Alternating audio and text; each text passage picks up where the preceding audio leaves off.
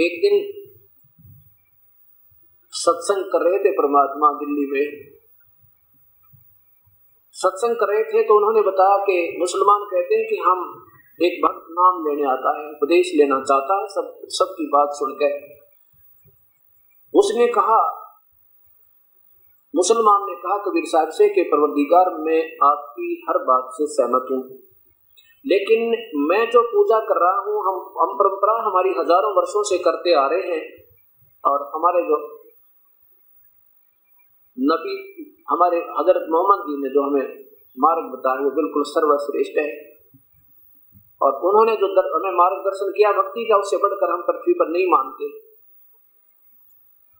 और उधर से आपकी लीलाओं को देखते हैं, आपके वचनों को सुनते हैं, तो आत्मा मान भी रही है कि आप में भी शक्ति कोई कम नहीं है।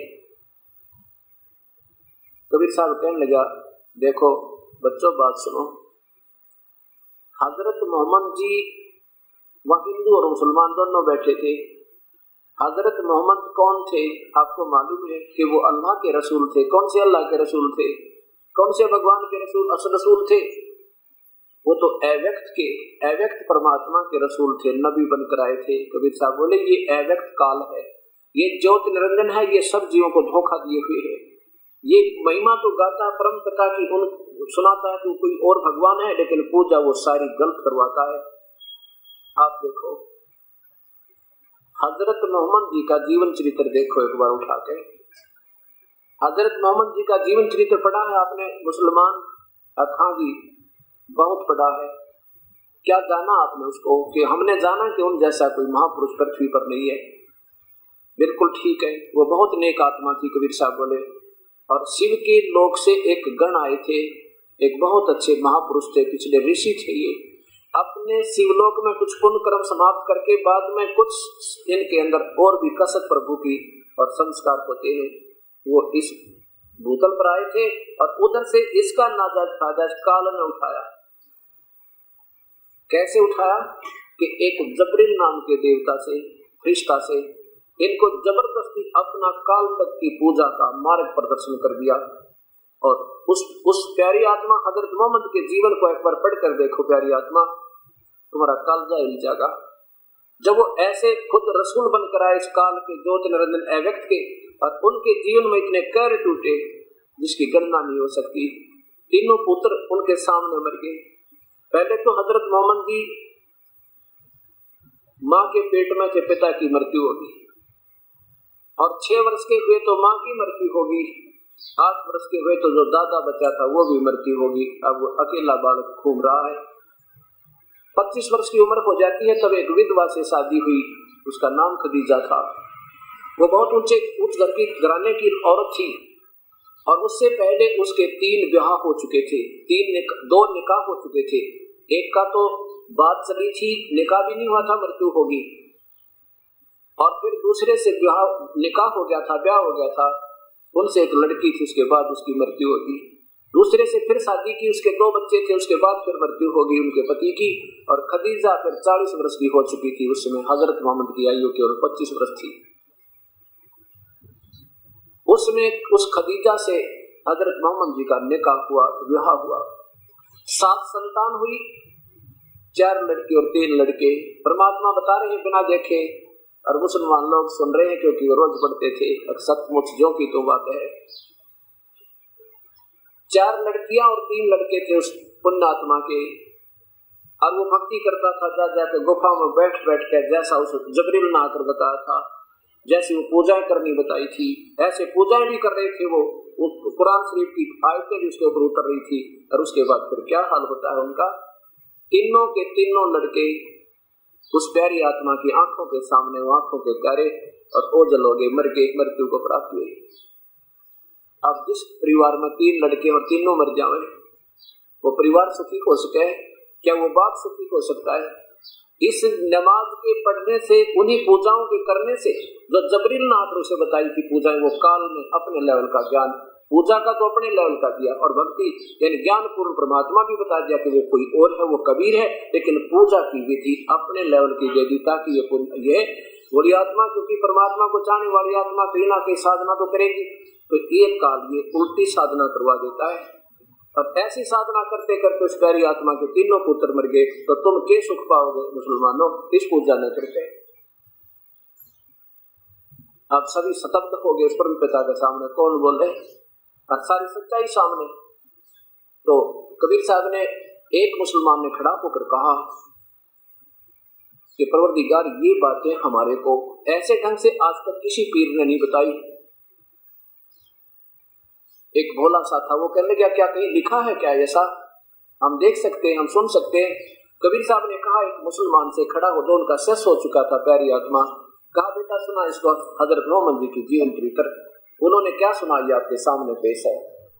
उस प्यारी आत्मा हजरत मोहम्मद जी का जीवन चरित्र आप सुनिएगा, आपका कलेजा खुल जाएगा। ये सब ज्योत निरंजन इस काल का जाल है, ये देखिएगा। जीवनी हजरत मोहम्मद सल्लल्लाहु अलैहि वसल्लम, ये कहां से प्रकाशित है, मोहम्मद इनायतुल्लाह सुभानी, और ये कहां से प्रकाशित है ये देखिएगा। जीवनी हजरत मोहम्मद सल्लल्लाहु अलैहि वसल्लम, मोहम्मद इनायतुल्लाह सुभानी, अनुवादक है नसीब गाजी फलाही, और कहां से प्रकाशित है, मकरदी मकतबा इस्लामी पब्लिशर्स नई दिल्ली इतना। इसमें आप देखिएगा, हम ज्यादा ना करके क्या उसको हिंट से बताएंगे। ये देखिएगा 22 नंबर से प्रारंभ करेंगे, इसके 22 नंबर पे ये अब्दुल मुतल्लब जो थे, मुतल्लब गुलाम लाए हैं, यानी ये मुतल्लब जी अपने बड़े भाई के बेटे को, जिसका नाम शोभा था, उसको लेकर आए। तो लोगों ने सोचा कि ये अपना गुलाम लाए हैं, मुतल्लब गुलाम लाए हैं, क्या तुमने मुतल्लब का गुलाम देखा? देखो मुतल्लब का गुलाम,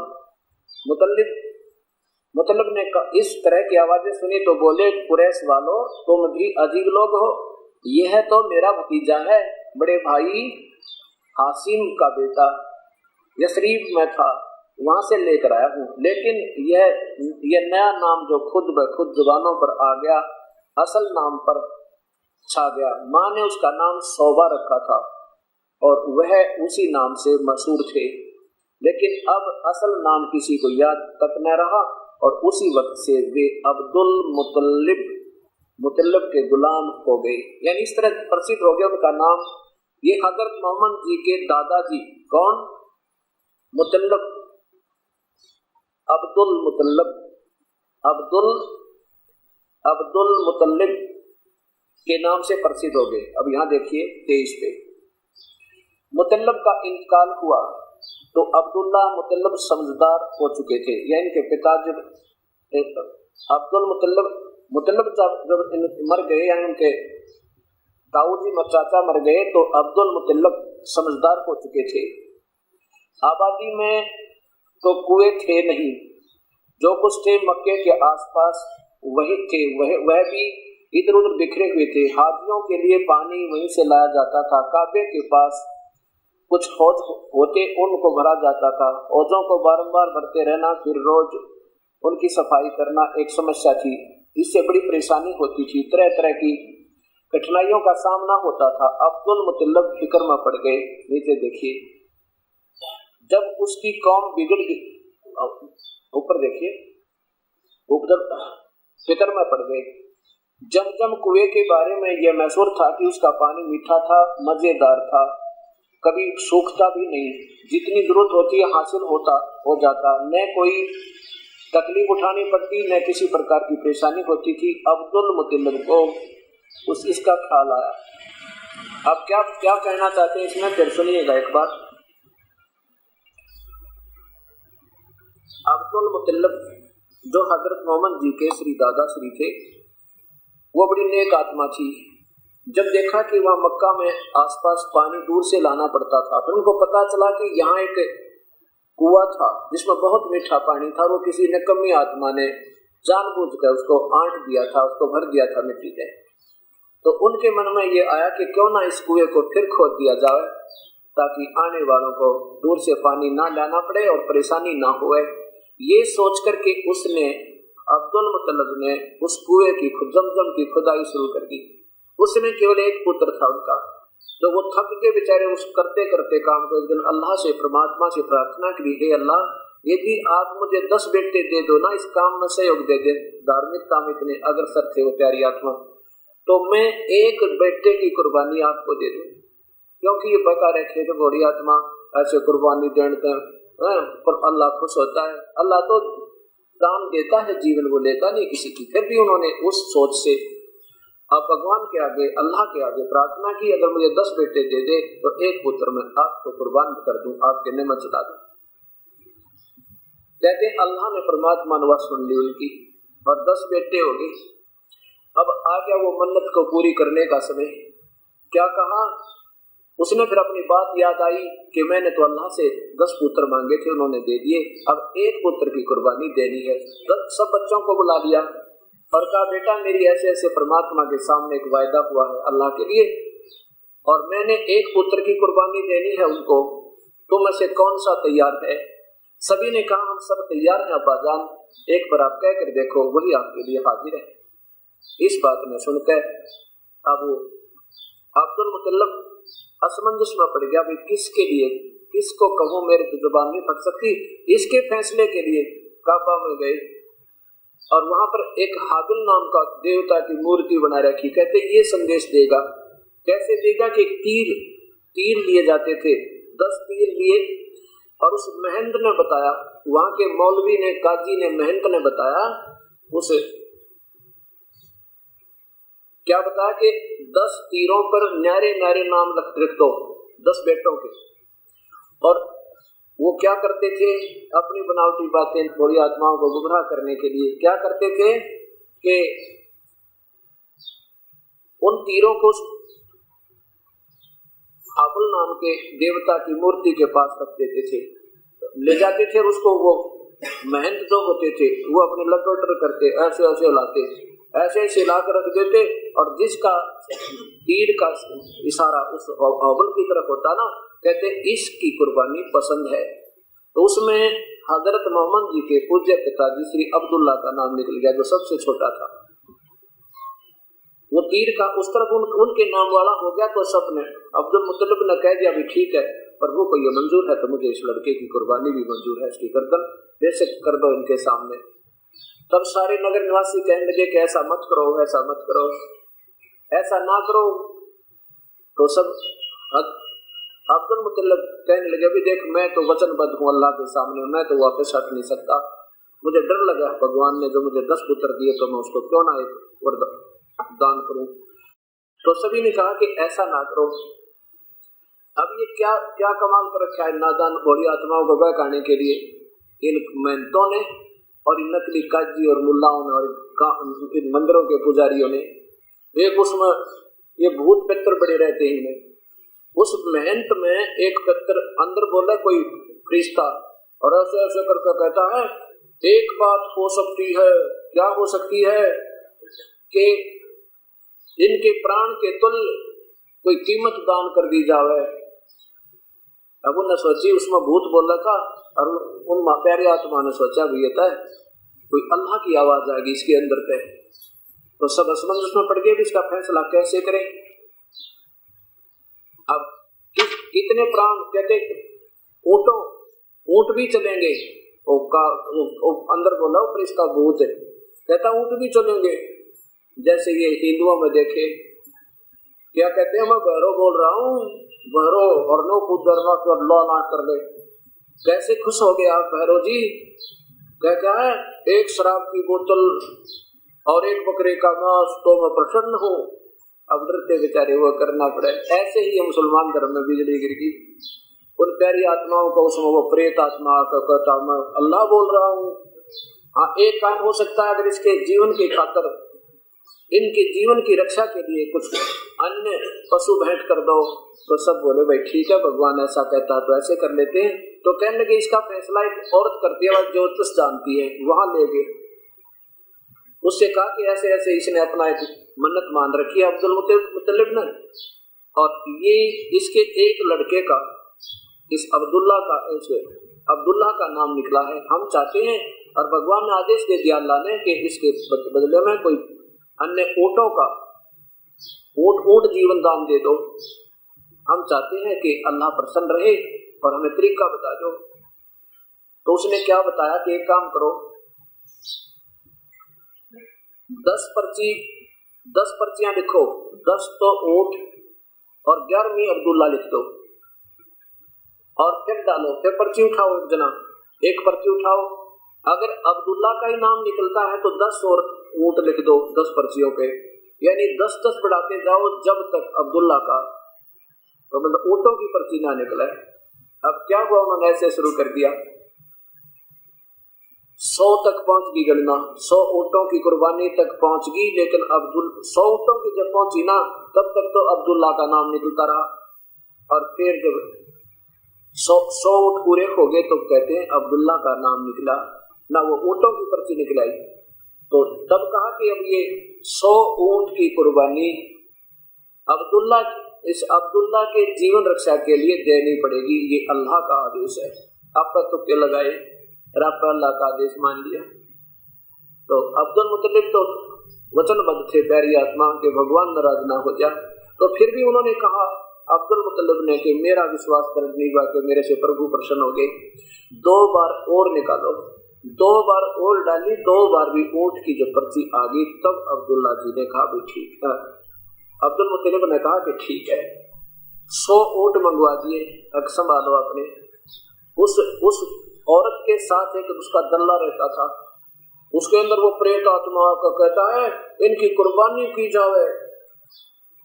अब 100 ऊँटों की गर्दन कटवा दी उन पाप आत्माओं ने। उस नकम्मी औरत ने वो एक दल्ला पाड़ रखा था और उन भोली आत्माओं को डरा दिया, धमका दिया, और उनके जान में जान आई। चलो हमारे बच्चे की जान बच गई, कोई बात नहीं, 100 ऊँट तक क्या बड़ी बात है, और कमाएंगे अपना, फिर ले लेंगे। लेकिन उन्होंने मांस भी नहीं खाया उन प्यारी आत्मा ने, अब्दुल मुत्तलिब ने, और किसी ने भी मांस तक नहीं खाया। उनको कहा तुम मरो कुएं में पड़ गए, तुम न खाओ इस मांस में। ऐसे वो प्यारी आत्मा अब्दुल्ला का जीवन बचा करके आ गई। अब देखिएगा, अब पढ़िएगा, आपके आसानी से समझ में आएगा। ये पवित्र वही जीवन चरित्र जीवनी हजरत मोहम्मद सल्लल्लाहु अलैहि वसल्लम।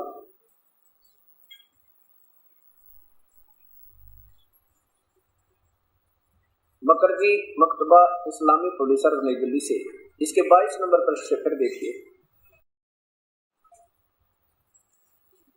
मुतल्लब गुलाम लाए हैं, क्या तुमने मुतल्लब का गुलाम देखा? देखो मुतल्लब का गुलाम। मुतल्लब ने कहा, इस तरह की आवाजें सुनी तो बोले, नादानो कुरैश वाले, तुम बड़े अजीब लोग हो। ये तो मेरा भतीजा है, बड़े भाई का लड़का है, आसिम का बेटा, यसरीब से मैं था, वहां से लेकर आया हूँ। लेकिन ये नाम, नया नाम कहने का भाव है कि उनका नाम ही अब्दुल मुतल्लब पड़ गया। आगे देखो, अब मुतल्लब का मृत्यु हुई तो उसमें अब्दुल मुतल्लब समझदार हो चुके थे, तो उन्होंने आबादी में तो कुएं थे नहीं, जो दूर से मक्के के आसपास यानी मक्का में जो हज करने जाते थे उनकी सेवा में तत्पर रहते थे। उसके लिए वहां भी इधर उधर से बिखरे हुए हाजियों के लिए पानी वहां से लाया जाता था। काबे के पास कुछ हौज होते थे, उनमें भरा जाता था। हौजों को बराबर भरते रहना, फिर रोजाना उनकी सफाई करना, इस समस्या थी, एक समस्या थी। इससे बड़ी परेशानी होती थी, तरह तरह की कठिनाइयों का सामना होता था। अब्दुल मुतल्लिब फिक्र में पड़ गए। उन्होंने फिर जमजम कुएं के बारे में यह महसूर था कि उसका पानी बड़ा मीठा था, मजेदार था और कभी सूखता नहीं था, जितनी जरूरत होती थी हासिल हो जाता था, न कोई तकलीफ उठानी पड़ती थी, न इसकी प्रकार की परेशानी होती थी। अब्दुल मुतल्लिब को इसका ख्याल आया। लोगों से पूछा, जमजम को किसने पाटा, क्यों पाटा, यानी क्यों इसको खत्म जो आंट दिया। लोगों से पूछा जमजम किसने पाटा और क्यों पाटा। जवाब मिला कि पहले यहाँ जुरहुम नामक कबीले की हुकूमत होती थी। उनका आखिरी राजा मुआज जुरहुमी था। जब जुरहुम को यहाँ से जाना पड़ा, जाते समय मुजाज से और कुछ तो बल न पड़ा, परंतु काबे में जो भेंट और चढ़ावे आए थे जमजम के अंदर डाल दिए, कुएं में डालकर ऊपर से माटी गिरवा दी नकम्मी आत्मा ने। ये काम कर गया। आगे देखो, अब्दुल मुतल्लिब ने कहा, अच्छा तो जब तक जमजम की खुदाई सफाई न हो जाए पहले की तरफ फिर वही जारी ना हो जाए, उस समय तक मैं चैन नहीं लूं, मैं नहीं बैठ सकता। एक रात वह सो रहे थे, सोते ही मैं ये आवाज सुनी, जमजम की खुदाई कर। यह गैबी आवाज बराबर आती रही, उससे उनकी हिम्मत और बढ़ी, अतः खुदाई शुरू होगी। लेकिन यह कोई आसान काम न था, जान तोड़ मेहनत करनी पड़ी। खून पसीना एक कर दिया, तब कहीं जाकर पानी निकला। जमजम की खुदाई में अब्दुल मुतल्लिब थककर चूर हो गए थे, जिसका दिल पर काफी असर हुआ। तन्हाई का एहसास बहुत ज्यादा सताने लगा। उस वक्त तक केवल एक ही औलाद थी जिसका नाम हारिस था। उन्होंने मन्नत मानी, अल्लाह से दुआ की, हे अल्लाह अगर तू मुझे 10 बेटे दे और सब के सब जवान होकर मेरा हाथ बटाने लगे तो मैं तो एक को तेरे नाम पर कुर्बान कर दूंगा। अब्दुल मुतल्लिब की इस तमन्ना पूरी हुई। अल्लाह ने उनको 10 बेटे दे दिए। सब पल बड़े, अल्लाह ने उन्हें 10 बेटे दिए, सब पले बढ़े, जवान हुए और उनका हाथ बटाने लगे। अब मन्नत पूरी करने का समय आ गया। अब्दुल मुतल्लिब ने बेटों को जमा किया और सारा किस्सा सुनाया। बेटे बोले, अब्बा जान, हम सब दिल और जान से हाजिर हैं, जिसको चाहे कुर्बान कर दे। बाप ने कहा, अच्छा तो अलग अलग तीरों पर अपने अपने नाम लिख लाओ। सब नाम लिखकर बाप के साथ ले गए। अब्दुल मुतल्लिब ने उन तीरों को लिया और काबे में आए। वहां फाल यानी सुकून निकालने वाले से मिले। ये बैठे थे नादान जो मेहनत वहां के, उनसे सुकून निकालने वालों से मिले और उसको वो तीर दे दिए कि मालूम करे कि मूर्तियों के सरदार हुबल को कौन पसंद है। उस हुबल देवता के आगे बलि चढ़ाने खातिर ए परमात्मा। उस समय मक्के में रिवाज था कि जब कोई अहम काम सामने होता तो तीरों के से फाल सुकून निकलवाते और इस तरह देवताओं की मर्जी मालूम करते। महंत या पुरोहित तीरों को ले जाता और देवता के सामने एक खास तरीके से रख देता फिरता। जिस तीर का मुंह देवता की तरफ हो जाता समझते बस यही देवता को पसंद है और फिर उसी के अनुसार काम करते। महंत ने अब्दुल मुतल्लिब के तीर हुबल के पास फिराए तो छोटे बेटे अब्दुल्ला का नाम निकला है उसमें कुर्बानी के लिए। अब्दुल मुतल्लिब के चहेते बेटे थे, भाइयों में सबसे ज्यादा प्यारे थे, लेकिन करते क्या, मजबूर थे। अपनी बलि चढ़ाने के अलावा उनकी बलि चढ़ाने के अलावा उनका कोई रास्ता नहीं था कि वही हुबल देवता को पसंद थे। अब्दुल मुतल्लिब ने बेटे का हाथ पकड़ा, लेकर जमजम के पास गए। वही बलि बेदी थी, जिसको भी कुछ कुर्बान करना होता था वही लाकर करता। इशाक और नाइल के सामने ये उनके बड़े देवता थे। यह खबर लोगों के दिल पर बिजली बनकर गिरी और जंगल की आग बनकर की तरह सारे शहर में फैल गई। जो जिस हाल में था अब्दुल मुतल्लिब की तरफ भाग लिया, दौड़ पड़ा। देखते ही देखते सारे लोग जमा हो गए। जिसने देखा उसी की जुबान पर यही था कि नहीं अब्दुल मुतल्लिब यह इस बलि की इसकी बलि हरगिज ना दीजिए इस बच्चे की। अब्दुल मुतल्लिब अजीब कसम पड़ गए। बोले, मैं तो मन्नत मान चुका हूँ, मन्नत पूरी करना जरूरी है, आखिर मैं करूँ तो करूँ क्या करूँ। जवाब मिला, उसमें भूत बोला, उसमें उस मेहनत में क्या बोला, क्यों हो वो जैसे उनको डराने के लिए अंदर। जवाब मिला, अगर माल प्राण तुल बन सके तो हम राजी हैं, ऊंट कुर्बान करने से भी काम बन जाए तो उसके लिए भी तैयार है। और तरह गजब भैया कहते हैं ऊंट दे दो तो कोई बात नहीं, ले लो वापस, वो अल्लाह ऊंट खाएगा। सोचने विचार करने की बातें आगे देखो। लोग बहुत देर तक सोचते रहे, आपस में सलाह करते रहे कि क्या करें। फिर तय हुआ यह शरीर के निकट एक ज्योतिषी औरत है, गुत्थियां सुलझाने में वह माहिर है, चलकर उससे पूछा जाए। लोग गए, उस औरत से मिले, उसको सारा हाल बताया। सब कुछ सुनकर लेने के बाद उसने पूछा, किसी कैदी को छुड़वाना हो या किसी अपराधी की जान बचानी हो तो कितना प्राण तुल्य देते हो? लोगों ने कहा 10 ऊंट। औरत ने कहा 10 ऊंट और अब्दुल्ला का नाम की चिट्ठी डालो। अगर ऊंटों के नाम चिट्ठी निकलाए तो ठीक है, वरना 10-20 ऊंट कर दो। फिर अगर फिर भी नाम ना निकले तो 10 और बढ़ा दो। इस तरह 10-10 बढ़ाते जाओ, यहाँ तक कि तुम्हारा रब मान जाए। रब का नाम ले, ये जीव चटोरे नीच आत्मा बड़ो बेकारीन बोली आत्माओं को कह दिया रब मान जाए। लोगों ने ऐसा ही किया, 10 ऊंट और अब्दुल्ला के नाम की चिट्ठी डाली तो अब्दुल्ला का नाम निकला। 10 बढ़ा दिए, फिर अब्दुल्ला का नाम निकला। कहने का भाव ये है कि हे खुदा, प्राण मूल्य कबूल कर ले, हे रब अब्दुल्ला की जान बचा लो। जब बढ़ते बढ़ते 100 ऊंट हो गए तो चिट्ठी ऊंटों के नाम निकलाई। अब क्या था, लोग खुशी से उछल उठे। अब्दुल मुतल्लिब को हर तरह से मुबारकबाद दी जाने लगी। मुबारक हो अब्दुल मुतल्लिब, अल्लाह ने बेटे का हदिया प्राण तुल्य कबूल कर लिया। बता, ये तबके ला रहा खेल बोली आत्माओं को बकाने के लिए अनजान गुरुओं ने। लेकिन अब्दुल मुतल्लिब को अभी इत्मीनान ना हुआ, 2 बार और चिट्ठी डाली, डलवाई की कोई शक ना रह जाए, खुदा की मर्जी क्या है साफ मालूम हो जाए। जब पूरी तरह इत्मीनान हो गया तो ऊंटों की कुर्बानी की गई। ये वो कटवा दिए उस नकम्मी आत्मा, उस पीर ने तरह जगह गई।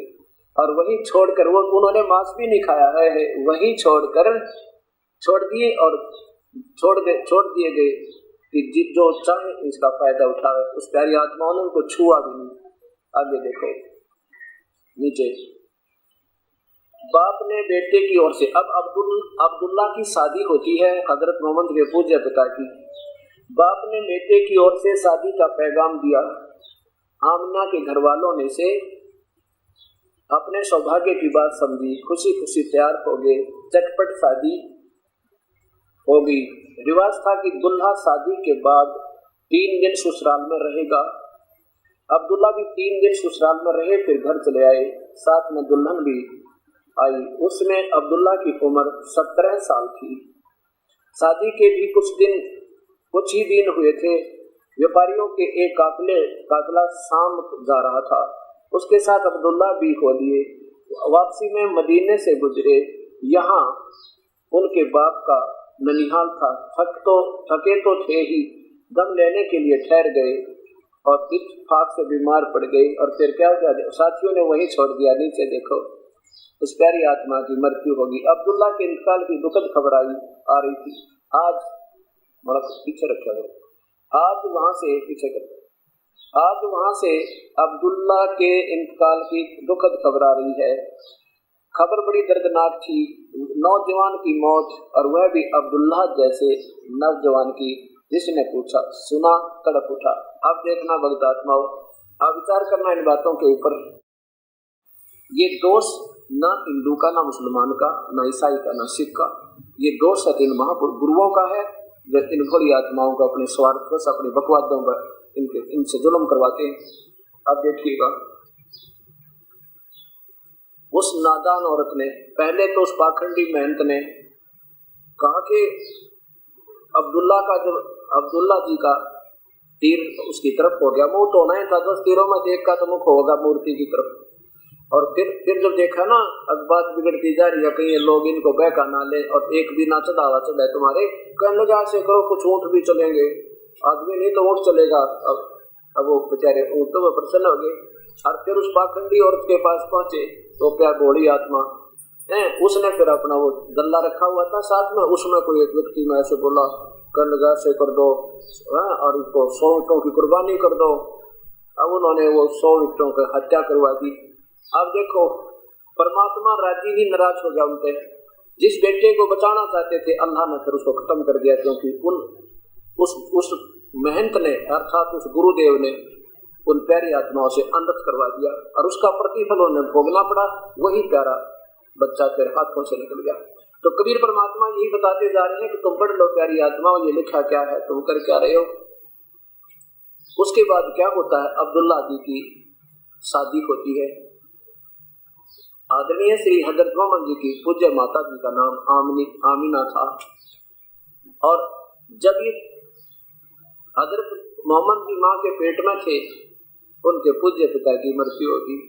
और जब 6 वर्ष के थे तब माँ की मृत्यु होगी। अब आपके सामने देखिए परमात्मा, ऐसे जुल्म करने से कोई सुखी हो सके? कभी नहीं हो सकते। दुख होगा, सुख नहीं हो सकता। यही कभी परमात्मा बताना चाहते हैं कि नादान गुरु लोग तुम्हें गुमराह करते हैं और हम डरते हैं इनके पीछे लग के। अब क्या करें? वही हजरत जिमनी हजरत मोहम्मद, अब आप यहाँ पढ़ चुके हो ये कुर्बानी। अच्छा, आप यहाँ तक पढ़ चुके हैं कि उनकी शादी होगी, वो बीमार हो गए और हजरत अब्दुल्ला की मृत्यु होगी, हजरत मोहम्मद जी के पूज्य पिता की। अब देखिए, यहाँ देखिए, अब्दुल्ला का इंतकाल हुआ तो आमिना गर्भवती थी। जब हजरत मोहम्मद जी के पूज्य पिताजी की मृत्यु हुई तो हजरत मोहम्मद भगतमती आमिना जी के पेट में थे। और फिर देखो, सोमवार का दिन था, रबीउल अव्वल की 12 तारीख थी कि आमिना के यहाँ एक बच्चे का जन्म हुआ। उसका नाम क्या रखा? बच्चे का नाम अब्दुल्ला सलाल रखा। अब देखो, ऊपर करो, अब देखिएगा, अब माँ की ममता थी और दादा की परस्परस्ती। दोनों मोहम्मद सल्लल्लाहु अलैहि वसल्लम से बहुत प्यार करते थे, हमेशा उनकी निगाहों के सामने रखते थे। दादा और माँ ने पाला, हर तरह से उनका ख्याल रखते थे। वे 6 साल के हो गए तो माँ का जी चाहा कि चलकर सोहर की अपने पति की कब्र देखें। अतः मदीने के लिए रवाना हो गई। नीचे देखो, सोहर की तरह आमिना भी रास्ते में बीमार होगी, अपने पति की तरह वो भी बीमार होगी रास्ते में सफर में। और उपैजा के से 23 मील की पर एक गाँव है अबवा, वहां पहुंची तो हालत नाजुक होगी और फिर संभल ना सकी, प्राण पखेरु उड़ गए। वही उनकी कब्र बनी है। अब्दुल्ला का इंतकाल भी तो प्रदेश में हुआ था और दफन भी इसी तरफ हुए थे, कौम और वतन से बहुत दूर। आप यतीम थे। हजरत मोहम्मद के बारे में लिखे कि आप तो यतीम हो गए जिसका कोई वाली वारिस ना हो। बाप के साये से मुहर्रम और अभी यह अतीमी का एहसास हुआ भी था। एहसास हुआ ये था कि माँ भी चल बसी, माँ की मृत्यु होगी। आप भी बाप की कब्र देखी भी थी कि माँ की भी कुछ कब्र तैयार होगी। अब देखियो, अब 46 नंबर पृष्ठ पर आइए, ऊपर देखिए 46 नंबर पृष्ठ पे। खदीजा बहुत ऊंचे घराने की औरत थी, खदीजा जिससे इनकी शादी हुई हजरत मोहम्मद जी की। उनकी वंशावली 5वीं पुष्ट में कुशई तक पहुंचकर आपसे जा मिली थी। वह बनी खजुम मखजूम के दो रईसों से यह बनी मखजूम के 2 रईसों से आगे पीछे ब्याही थी, यानी पहले एक से ब्याही, वो मर गया, फिर दूसरे से ब्याही, फिर मृत्यु होगी। वे दोनों बहुत काफी दौलत छोड़कर दुनिया से विदा हो गए थे। आगे देखो क्या उनके। यह मेरे भाई अब्दुल्ला का बेटा मोहम्मद है, वह खुवैलिद की बेटी खदीजा से निकाह करना चाहता है। इस तरह यह मुबारक काम पूरा हुआ। कुरैश की सबसे इज्जत वाली औरत, सबकी सबसे इज्जत औरत कुरैश के अमीन के घर आ गई। उस समय आपकी उम्र 25 साल 2 महीने 10 दिन थी। हजरत मोहम्मद की 25 साल 2 महीने 10 दिन उम्र थी और बीबी खदीजा, उस बेवा की विधवा की खदीजा की 40 साल की उम्र थी। आप 52 पर देखो।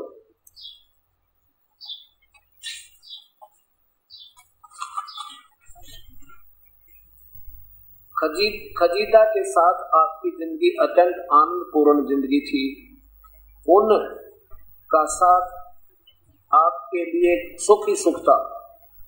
अब देखो, कहते हैं आप उसके साथ आपके लिए सुख ही सुख था, यानी दोनों पति पत्नी रूप में रहते थे। अब देखना 64 पे कहते हैं ये सुख ज्यादा नहीं रहा। क्या हुआ कि लेकिन यह मुबारक घड़ियां और खुशी के दिन जल्दी ही खत्म हो गए। आपके सब बेटे एक एक करके अल्लाह को प्यारे हो गए। कासिम, तायब और ताहिर, ये 3 पुत्र थे और तीनों की मृत्यु होगी। सब अल्लाह से जा मिले, जख्म पर जख्म लगते रहे, लेकिन आप सब्र करते रहे।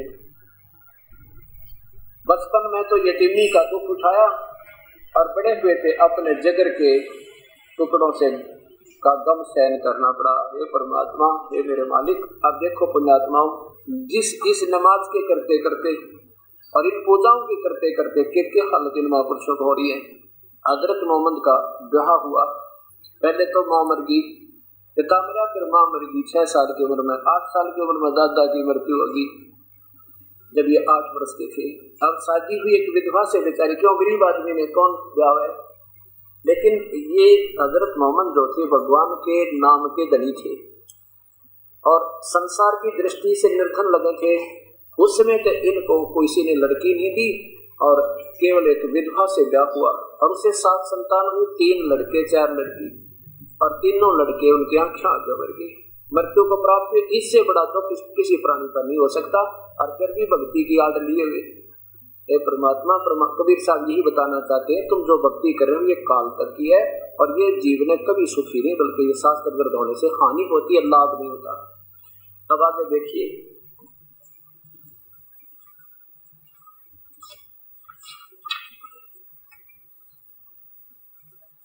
अब क्या बताना चाहते हैं कि फिर हजरत मोहम्मद को जो वो ये भक्ति करते रहते थे और दिन में बच्चों के पास रहते थे और रात को गुफाओं में चले जाते थे, फिर बच्चों के पास आ जाते थे। और उसके बाद भी उनकी यह दुर्गति हुई। क्या हुई कि कैसे कि एक दिन ये गुफा में बैठे अपनी साधना करे थे, जैसे क्योंकि पिछली तरफ थी अच्छी आत्मा थी, पिछले जन्म के ऋषि थे, वो भक्ति के अंदर कसक थी और वो अंदर भक्ति के एकांत स्थान में बैठ कर ईश्वर आराधना करते थे। वहां एक जबरील नाम का देवता आया और उसको जबरदस्ती पकड़ कर इतना दबोच दिया कि भयभीत हो गया, कांपने लग गया सारा शरीर। फिर छोड़ दिया, कहा पढ़ो। ये कहते मैं पढ़ना नहीं आता मुझे। फिर दबा दिया बुरी तरह, कहता पढ़ो। ये फिर कहते मुझे पढ़ना नहीं आता। वो निकल देवता को रिश्ता चला गया और ये सारे कांपते हुए अपने घर आ गए। आके बुखार चढ़ गया, इनका बुरी हालत हो गई, ऐसे बुखार जैसे सतीथी होगी। इसकी पत्नी खदीजा कह रही है क्या हो गया आपको, कि मुझे बोला मत, मुझे कंबल दे दे। फिर जब थोड़ी सी देर में शांत हुआ, फिर बताया कि ऐसे ऐसे मेरे साथ ये घटना घटी। अब पढ़िए अपनी आंखों से, यही जीवनी हजरत मोहम्मद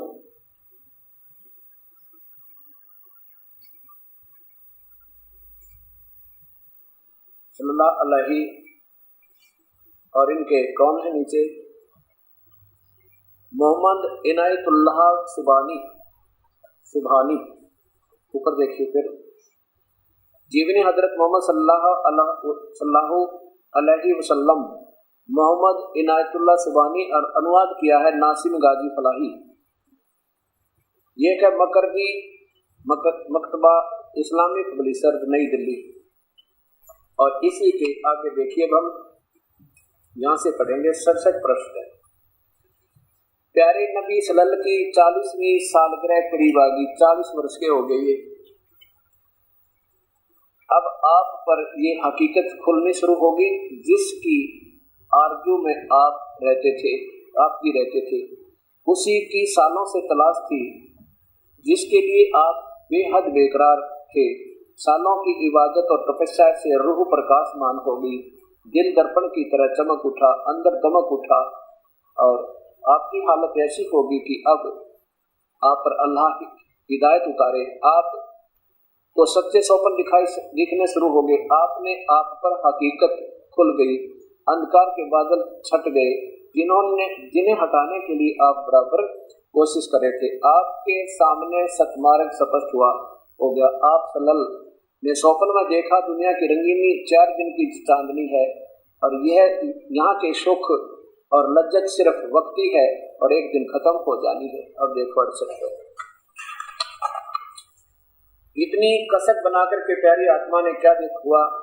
इस तरह रमजान के कुछ दिन बीत गए।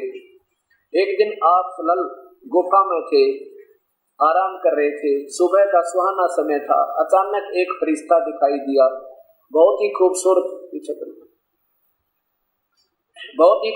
हसीन तथा हाथ में हसीन रेशम का एक टुकड़ा भी था। बोला पढ़ो। आप सल्लल्लाहु घबरा गए। फरमाया मुझे पढ़ना नहीं आता। आपको ऐसा महसूस हुआ कि जैसे वो गला घोंट रहा हो, जबरदस्ती बाई फोर्स जैसे गला घोंट रहा हो और शरीर को खींच रहा हो। फिर छोड़ दिया और कहा पढ़ो। आपने फरमाया कि मुझे पढ़ना नहीं आता। अब देखो, फिर आपको महसूस हुआ कि वह गला घोंट रहा है, वो तरह गजब हुई और फिर शरीर को खींच रहा है। फिर छोड़ दिया और कहा पढ़ो। आपको अंदेशा हुआ कि फिर गला घोंटेगा। डर गया, अभी फिर घोटेगा तो ना बोल जाता है। इस बार आप जोर से खींचेगा। फरमाया क्या पढ़ूं? बोलो। डरता बोलिया दर्द मोहम्मद जी, अब बताओ क्या पढ़ूं? पढ़ो। अपने रब के नाम से जिसने पैदा किया इंसान को खून की फुटकी से पढ़ो। तुम्हारा मेहरबान रब ही है जिसने कलम से सिखाया इंसान को, वह कुछ सिखाया जो उसे मालूम नहीं था। कुरान, ये कुरान की आयत ऐसी उतरने लगी, ये लेकर आया वो। फरिश्ते ने के बताने पर अल्लाह ने पढ़ा। पढ़ते ही याद हो गया, चित्त में अंकित हो गया। फिर फरिश्ता चला गया। आप उठ खड़े हुए। भय से दिल बैठा जा रहा था। डर गए, घबराहट से चेहरा उतरा हुआ था। आप सहमी निगाहों से गुफा की तरफ देखने लगे। हैरानी और घबराहट की हालत थी। दिल ही दिल सोचने लगे कि अब फरिश्ता चला गया। आप उठ खड़े हुए। भय से दिल बैठा जा रहा था, घबराहट से चेहरा उतरा हुआ था। आप सहमी निगाहों से गुफा में एक तरफ देखने लगे। हैरानी और घबराहट की हालत थी। दिल ही दिल में सोचने लगे, अभी मुझसे किसने बातें की हैं? वह कौन मुझे पढ़ा गया है? फिर तेजी से गुफा से बाहर आए।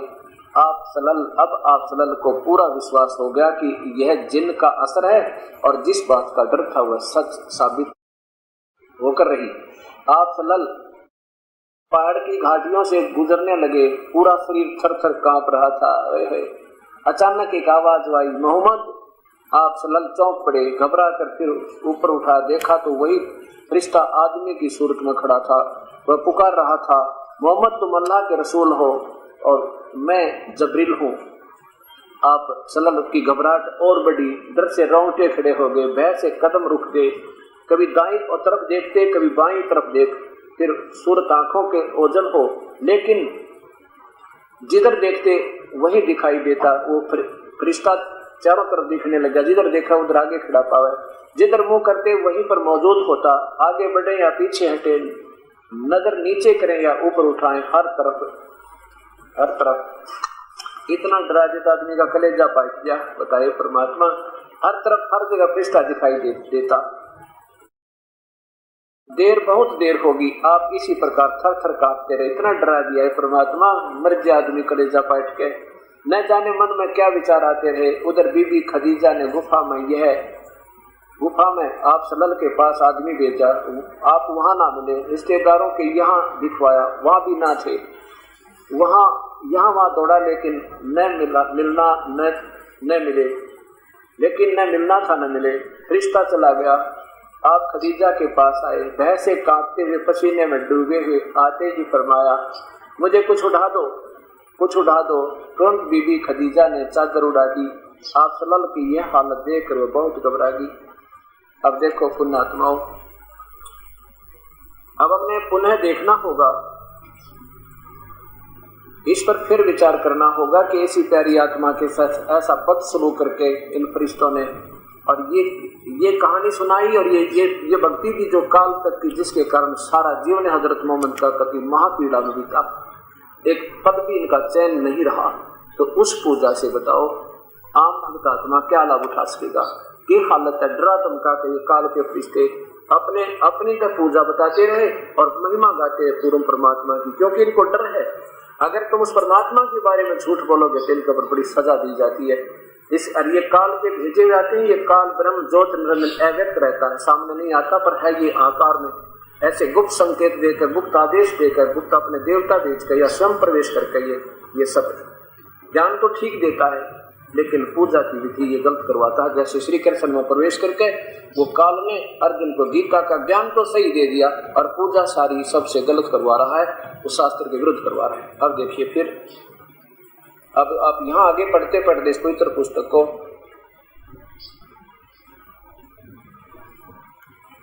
आपकी हालत देखकर, परंतु बीबी खदीजा ने चादर उड़ा दी और आपकी ये हालत देखकर वो बहुत घबराएगी। खदीजा, मुझे क्या हुआ? तुम ही बताओ, यह मुझे क्या हुआ?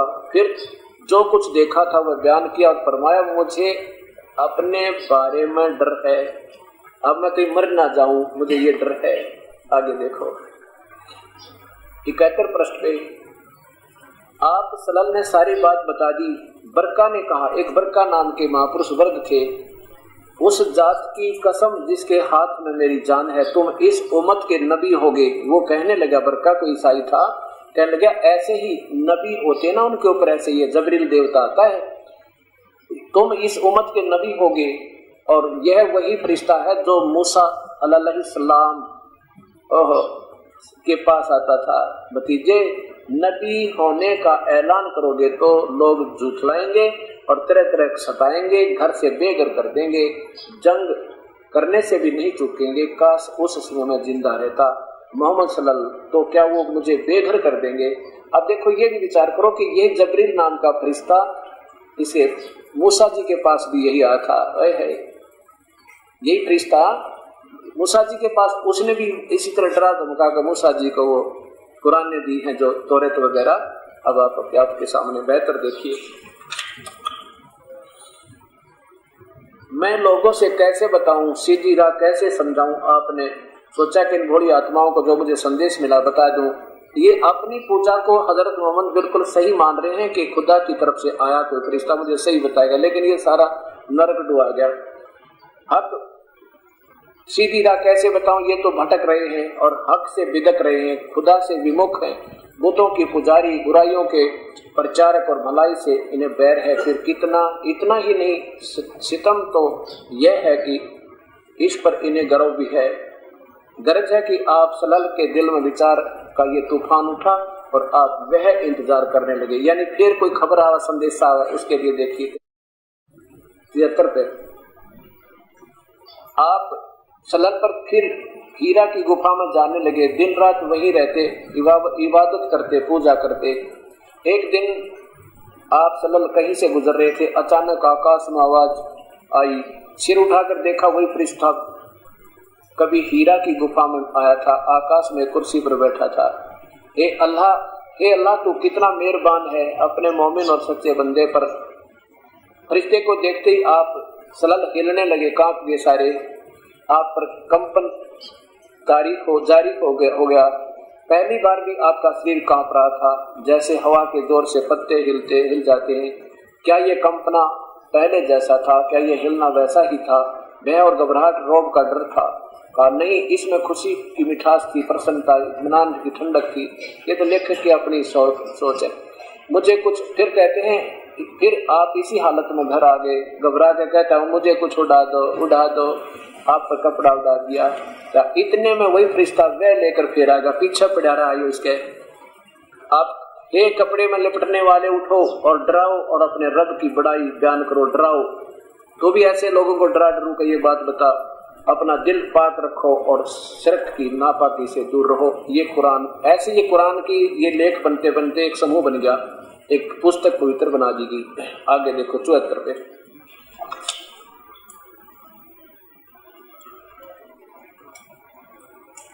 इसके बाद कई बार वह आई, हजरत जबरील आते रहे और रब का पैगाम सुनाते, ये काल का पैगाम सुनाते रहे, ब्रह्म का, ज्योत निरंजन व्यक्त का। वह बार बार आने लगी आपके पास। हजरत जबरील आते आपको अल्लाह की आयतें सुनाते बताते और क्या करो किस तरह करें, ये काल की पूजा की विधि ये जबरील बता गया। हजरत जबरील ने बताया कि किस तरह वजू करें, किस प्रकार नमाज पढ़े। एक दिन आप मक्के के उत्तरी इलाके में थे, हजरत जबरील ने आपको के सामने वजू किया, बता कि जब नमाज पढ़ना हो तो इस तरह पाक साफ हो। फिर आपने भी उसी तरह वजू किया। फिर हजरत जिब्रील खड़े हुए, आपको नमाज पढ़ कर दिखाई, आपने भी उन्हीं तरह नमाज पढ़ी। इसके बाद हजरत जिब्रील चले गए। अब देखिए प्यारी आत्माओं, अब ये बातें विचार करने की हैं कि हम कहाँ खड़े हैं और क्या कर रहे हैं। ये काल का जाल है, ज्योत निरंजन इस ब्रह्म का अव्यक्त जिसे कहते हैं। अब ये अपने फरिश्ते भेज के इन भोली आत्माओं को डरा धमका के, और कई बार वो काल स्वयं आकर इनके हजरत मोहम्मद के शरीर में प्रेस कर करता बोलता है, फिर उनको लिख लिया जाता था। और जिनको आज इन कुरानों का प्रारूप दे दिया, जो भी उनके मुख से निकली या कोई फरिश्ता लेकर आया, वो सभी की सबकी बना करके ये इस काल के द्वारा दी हुई ये ज्ञान है। जैसे गीता को श्री कृष्ण में प्रवेश करके और उस काल में बोल दी, लेकिन ज्ञान तो सही दिया उस परमेश्वर का, तो बाकी जो अटकड़ें लाई वो अपने लेवल की वो अधूरी लगा रखे, जिससे ये दोषी होते जा रहे हैं सारा समाज। अब इसके बाद क्या होता है, इसी जीवनी के 158 पृष्ठ पर आपको दिखाते हैं। अब क्या हुआ, जब एक दिन हजरत मोहम्मद अपनी एक रिश्ते में बहन के पास बैठे थे, उमा हानी कहते हैं उसको, और उसको अपना सारा जिक्र बताया। क्या बताया कि मैं जैसे रात को सोया हुआ भी था, कुछ जाग भी रहा था, इतने में जबरील नाम का देवता आया और मुझे काबा से दूर ले गया, और वहां मेरे अंदर से मेरा सीना चाक किया, मेरी छाती काट दी, और उसमें से गंध निकाल कर और उसमें हीरों की मेरी शुभ मंगल में मेरे संस्कार कर दिए। ये देखिएगा, सारे काम वाइफ और जबरदस्ती इस काल के फरिश्तों ने उस काल आदेश से करवा दिए इस प्यारी आत्माओं को।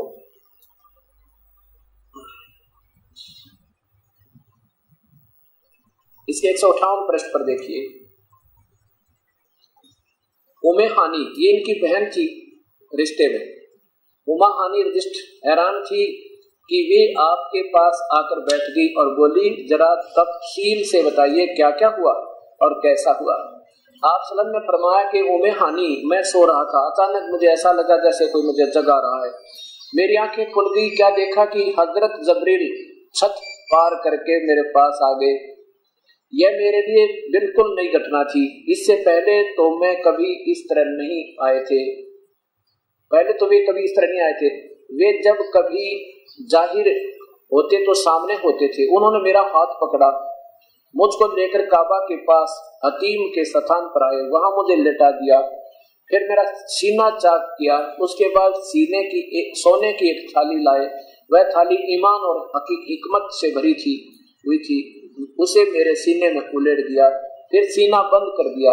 उसके बाद बहुत सफेद जानवर आया, वह जानवर खच्चर से थोड़ा जरा बड़ा छोटा और गधे से कुछ बड़ा था। उस पर हम दोनों सवार हो गए, पलक झपकते बैताल मकसद पहुंच गए। वहां पहुंचकर मैंने नमाज पढ़ी, फिर पीछे दूसरे सारे नबियों ने नमाज पढ़ी। अब देखो 161 पे प्यारे नबी सल्लल्लाहु आज रात बुराक नामक एक जानवर आया, ये बता रहे हैं हजरत मोहम्मद। उस पर बैठकर मैंने बैतुल मकसिद की सैर की। वहां पहुंचा तो नबियों की जमात थी, जिसमें हजरत मूसा जी, ईसा जी, हजरत सारे देखे। नबी इब्राहिम थे, मूसा और ईसा जी भी थे। मैंने उन सबको नमाज भी पढ़ाई। अब 164 पर देखना, ये चीज फिर देखना जानते हैं। आपको पहले थोड़ा मौखिक बताता हूँ। अब ये जबरदस्ती ये काल का देवता फरिश्ता बिठा के इस प्यारी आत्मा को ऊपर ले गया। ऊपर ना जाने कितने लोग हैं, छोटे मोटे टुकड़े इनके बने हुए स्वर्ग में, और वहां पर अलग अलग स्थान है इन सब, जैसे जो पूजा करके जाता है। कुछ समय इनकी वहां पुण्य स्वर्ग में होते हैं, उसके बाद फिर ये सब 84 लाख दुनिया में आते हैं। तो वहां पहुंचे तो कहते हैं वो वहां पर कौन कौन थे, ईसा जी भी, मूसा जी भी, अब्राहिम जी भी वहीं पर थे। उसके बाद क्या बताते हैं कि कुछ दिनों के बाद फिर मैं ऊपर गया, आगे देखा तो क्या देखा कि एक व्यक्ति, ओए देख तमाशा काल का, परमात्मा कहते हैं गरीबदास जी अपनी प्यारी आत्माओं को बताना चाहते हैं कि इस काल में कैसा जाल पर रखा है। देखिएगा ये लोग देखना,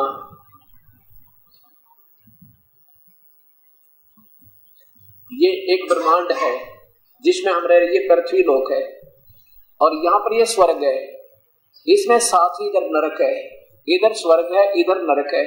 और यहाँ जो प्राणी रहते हैं उनको अपने जो जितने भी जो स्वर्ग में भी रहते हैं ना, उनके जो निकम्मे वंशज नरक में ठोक दिए गए, उनमें भी उनकी ममता रहती है और उनकी जो पीड़ा हो रही है वो भी उस मुखिया को सताती रहती है। वहां पर देख मेरे बच्चे इन बुरे कर्म करे तो क्या हालत होगी इनकी। तो यहाँ क्या बताते हैं कि वो हजरत आदम, ओए परमात्मा, अब इस बात पर जोर देना थोड़ा सा है।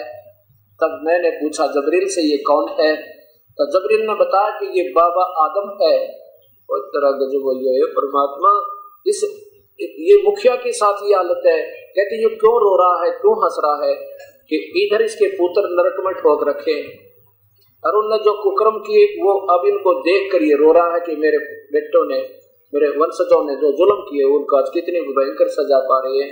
और इधर स्वर्ग में जो अच्छे कर्म करने वाले स्वर्गिष्ठ में हैं उनको देखकर प्रसन्न हो जाता है, कभी रो रहा है कभी हंस रहा है। हे परमात्मा, ये हालत तो इनके बेस्ट पहुंचे हुए उन मुखिया की है जो सर्वोपरि और सर्वश्रेष्ठ माने जाते हैं। आम व्यक्ति की क्या हालत होगी परमात्मा कबीर साहब ये बताना चाहते हैं। अब देख लो मुसलमान और हिंदुओं, अब क्या हालत होगी आपकी, अब कहाँ खड़े हो। अब यहाँ से फिर देखिए ये वही जीवनी हजरत मोहम्मद सल्लल्लाहु अलैहि वसल्लम और इसके प्रश्न नंबर 164 पे प्यारे नबी सल्लल्लाहु अलैहि मोहम्मद जी को अपने सच्चे साथियों के बीच बैठे अल्लाह ने उनको जो बड़ी बड़ी नेमतें दी थी उनका जिक्र करने लगे। यानी हजरत मोहम्मद नीचे आकर बता रहे हैं अपने साथियों में बैठ कर मेरे साथ ऐसे ऐसे हुआ। बैतुल मकदिस से आकाश पर जाने का हाल भी सुनाया, वहां कुदरत के जो जलवे देखे उनका भी बयान किया, हाल सुनाया। क्या बताया कि बैतुल मकसिद से आकाश पर जाने का हाल सुनाया, वहां कुदरत के जो जलवे देखे थे उनका भी बयान किया। आप सल्लल्लाहु ने फरमाया कि इस तरह हजरत जबरील इस तरह हजरत जबरील अलही मुझे पहले आकाश में ले गया, पहले आकाश में ले गए। वहां इंसानों के बाप हजरत आदम अलही मिले और तेरेगी, वहां कहते हैं हजरत आदम मिले, बाबा आदम। उनका हाल यह था कि जब दाईं ओर देखते तो खिल उठते, हंसने लगते और बाईं ओर देखते तो मारे गम के आंसू भर लेते, क्योंकि दाईं ओर उनके नेक औलाद के कर्म थे और बाईं ओर बाद के हजरत आदम अलैहि के ने बाईं और बाद के। कहने का भाव यह है कि एक तरफ दाईं ओर तो उसकी अच्छी संतान थे और बाईं ओर उनके जो निकम्मी संतान के कर्म थे। अब दोनों का दुख और सुख उसको आज भी सता रहा है। वो प्यारी आत्मा स्वर्ग में भी चैन नहीं। प्यारे नबी अपने सच्चे साथियों में बैठकर अल्लाह ने जो बड़ी बड़ी नेमत दी थी उनका जिक्र शुरू करने लगे। बैतुल मकदीस ने से आकाश पर जाने का हाल भी सुनाया, वहां कुदरत को जो जलवे देखे थे उनको भी बयान किया। हजरत मोहम्मद बता रहे हैं कि हजरत सल्लल्लाहु ने फरमाया कि इस तरह हजरत जबरील अलही मुझे पहले आकाश पर ले गई, वहां इंसानों के बाप हजरत आदम, परमात्मा, head of the department in दोनों धर्मों का, हिंदू और सिख, क्षमा करना, मुसलमान और ईसाइयों का जो मुखिया हजरत आदम, बाबा आदम मिले। उनका हाल ये था कि जब दाईं ओर देखें तो खिल उठते और हंसने लगते और बाईं ओर देखते तो मारे गम के आंसू भर लेते। क्योंकि दाईं ओर उनकी नेक औलाद के कर्म थे और बाईं ओर बाद के हजरत आदम अल्लाह के ने आप सलैल को देखा और बोले, तुम्हारा आना मुबारक है। किसने? आदम ने कहा। और नेक नबी है, नेक बेटे। आप सल्लल्लाहु ने पूछा, जबरील ये कौन है? जबरील ने उत्तर दिया, ये आदम अलही है, सारे इंसानों का बाप है, सारे इंसानों का बाप। फिर जबरील अलही आपको दूसरा आकाश पर ले गए। वहां पर 30, अब यहाँ से फिर दिखाता हूँ आपको, हजरत आदम को ही देख लो आप, बस उसके बाद फिर सारी कहानी खत्म हो जाएगी। जिसको हजरत आदम को ईसाई और मुसलमान धर्म दोनों पूजा मानते हैं, और उस महापुरुष की ये दुर्गति और उस लिस्ट के अंदर बताओ आम व्यक्ति कैसे सुखी होगा? क्या बता रहे हैं पवित्र ये नेक आत्मा हजरत मोहम्मद जी? क्या बता रहे हैं कि जब उनको देखा ना बाबा आदम को, दाईं तरफ मुंह करे तो रोने लग जा और बाईं तरफ करे तो हंसने लग जा। क्यों? इधर थे उसके कुकर्मी पुत्र नरक में दुख पा रहे थे, और इधर उसके संतान जो सुखी थी उनको सुख देख रहा है और दुखियों को दुखी देख रहा है। अब देखो पवित्र बाइबल दिखाता हूँ। बाबा आदम की पत्नी का नाम श्रीमती हव्वा था। इन दोनों के प्रथम संतान 2 पुत्र हुए। बड़े का नाम काइन और छोटे का नाम हाबिल था। हे परमात्मा, 2 पुत्र हुए, काइन और हाबिल, और काइन ने हाबिल को मार डाला। उसी समय कहते काइन ने हाबिल को मार डाला। अब पढ़ कर देखो, ये पवित्र बाइबल है। परमात्मा, ये तो हजरत आदम के सामने ये दुष्कर्म करवा दिए, इस काल में ऐसे जुल्म हो गए। अब देखिए ये पवित्र बाइबल कहां से प्रकाशित है?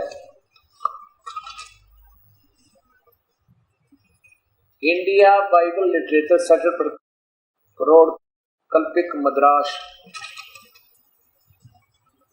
बाबा आदम का यहाँ देखिए, ये प्रश्न नंबर है इनका 5, उत्पत्ति 3:12/4:17। कैन और हाबिल भेंट लाते हैं। जब आदम अपनी पत्नी हवा के पास गया तो उसने गर्भवती होकर कैन को जन्म दिया, और कहा मैंने यूहन्ना की सहायता से पुरुष पाया है। फिर उसने उसके भाई हाबिल को जन्म दिया। दोनों भाई कायन और हाबिल 2 भाई थे। आगे देखो, ये देखो, कैन ने हाबिल की हत्या करता है। पहली संतान ने ये जुल्म शुरू कर दिए है परमात्मा। पहली संतान जहाँ से आदम जी का जीवन शुरू होता है। 2 बेटे हुए। तब कैन ने अपने भाई हाबिल से पूछा कहाँ, और जब वे मैदान में थे तब कैन ने अपने भाई हाबिल पर चढ़कर उसे घात किया। अपने भाई को मार डाला। बड़े भाई ने छोटे भाई की मृत्यु कर दी। किस बात पर कर दी ये मैं वर्बली बताता, इसमें लिखा है। कायन तो खेती करता था, हाबिल जो है ये भेड़ बकरियां चरा करता। और कहते हैं रब के पास कायन तो अपनी खेती का हिस्सा ले गया और हाबिल ले गया अपना एक बकरा। कहते हैं और रब ने उन मकीस में, उन पाखंडी मेहनतों में वो काल के वो भीतर प्रेत बोले, वो कहने लगा। अब वो तो ले गया कणक, कौन? कायन थे। तो उसमें वो कहते अल्लाह को बैठ चढ़ाने के लिए वो भूत बोला उस मेहनत में। वो कहता नहीं, तेरी कमाई पाक नहीं है। उसकी वह कणक तो स्वीकार नहीं की। वो पहला बकरा लेकर गया अपना बच्चा, एक मेमना उसका बकरी का बच्चा। तो उसको कहता हाँ तेरी आत्मा बड़ी पाक है, ये बकरा दे दे मुझे। कसाई वो जुल्म करवा दिया। उससे हाबिल का बकरा स्वीकार कर दिया और वो कणक अस्वीकार कर दी। कहते ये अल्लाह को पसंद है, अल्लाह को नहीं। उन दुष्ट आत्माओं को पसंद है, जो प्रेत आत्मा उन प्यारी आत्माओं को गुमराह करते रही। ऐसा ये आपके सामने फिर दिखाता हूँ, एक बार फिर पढ़ना पड़ेगा, नहीं तो आपको जचेगी नहीं ये बात। और ये अल्लाह का आदेश नहीं। अल्लाह तो 6 दिन में सृष्टि रचता है, 7वें दिन तख्त पर जा बैठा। उसके बाद तो ये काल की कबड्डी है सारी। और यही सब जुल्म करवा रहा हिंदू, मुसलमान और सब सिख ईसाइयों पे। जब तक परमपिता कबीर साहब की शरण में नहीं आएंगे तो हमारा ये हालत सदा बनी रहेगी। यहाँ देखिएगा, ये वही पवित्र बाइबल, एक बार फिर पढ़िए पूरा, नीचे आइए।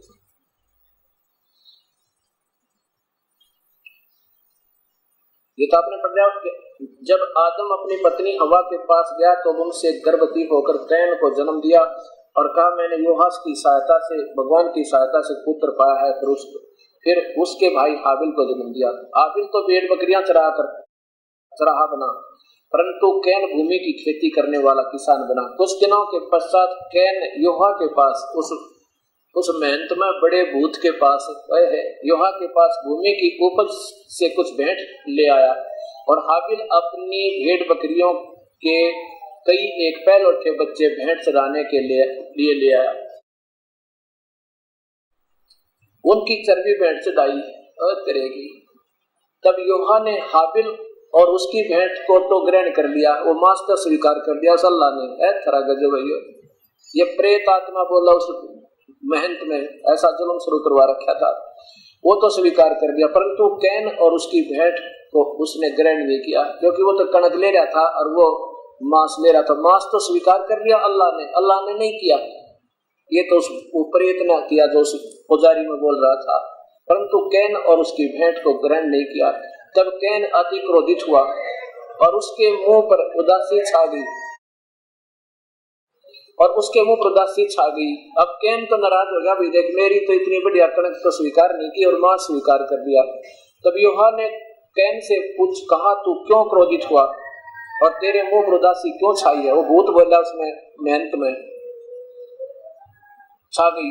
यदि तू भला करे तो क्या तेरी भेंट ग्रहण नहीं की जाएगी, और यदि तू भला न करे तो पाप द्वार पर छिपा रहता है और उसकी लालसा तेरी ओर होगी और तू पर प्रभुता करेगा। कैन हाबिल की हत्या करता है। तो कैन ने अपने भाई हाबिल से कुछ कहा और जब ये दो मैदान में थे तब कैन ने अपने भाई हाबिल पर चढ़कर उसे घात किया, मार दिया। तब योहा ने कैन से पूछा तेरा भाई हाबिल कहाँ है? वो भूत ने पूछा। उसने कहा मालूम नहीं, क्या मैं अपने भाई का रखवाला हूँ? गुस्से में आकर कहेंगे। उसने कहा तूने क्या किया? तेरे भाई को लहू की भूमि में से मेरी और चिल्लाकर मेरी दुहाई दे रहा है, इसलिए अब भूमि जिसने तेरे भाई का लहू तेरे हाथ से पीने के लिए अपना मुंह खोल रहा है, आदि उसको तू साबित है।